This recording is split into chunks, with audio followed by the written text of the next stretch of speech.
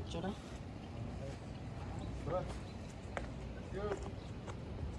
Mosaic, mosaic. Yun. You can turn down. Let's go.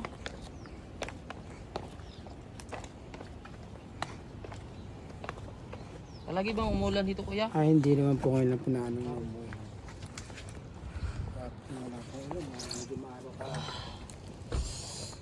Mas mainit dito no pag Opo, maaraw. pag mas painit po. Di kaya.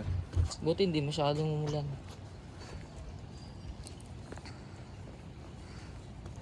Sa pangalan na ito na balay, ba? Ano, picturean ko man.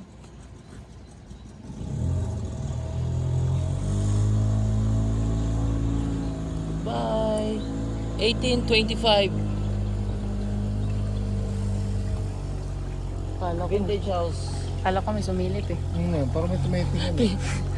Yung na ano eh, yung nagpicture tayo kanina. Yung babae, tinitingnan ko parang tumitingin sa akin eh. Yung ano, picture? yung malaking picture. Ito lang po yung bahay natin. Punta ko na nagpulapin yung bahay niya sa Bakayhay, Laguna. Wow. Oh, bakit may nakatira na Ito oh? yung pinakamatandang bahay pong nailipat dito sa Las Casas. Yan yung pinakamatanda, kuya. Tapos yan. Ito yung po yung bahay ng taong 1744. 1744. Bahay po yung ng mga Ordo Casa family.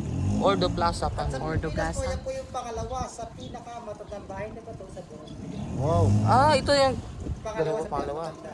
Saan yung Pinakamatanda rin po matagpuan sa Cebu. Ah, sa Cebu. Kuha nila yung simento na. Parang ano ah. Ayun po, ano na to, replica na lang. Pero yung mga kahit ito, nasa 30% na lang po yung kanyang original dyan. Hmm.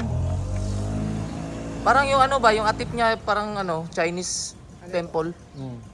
Yung yero. Wow. Punta dyan, oh. Woo!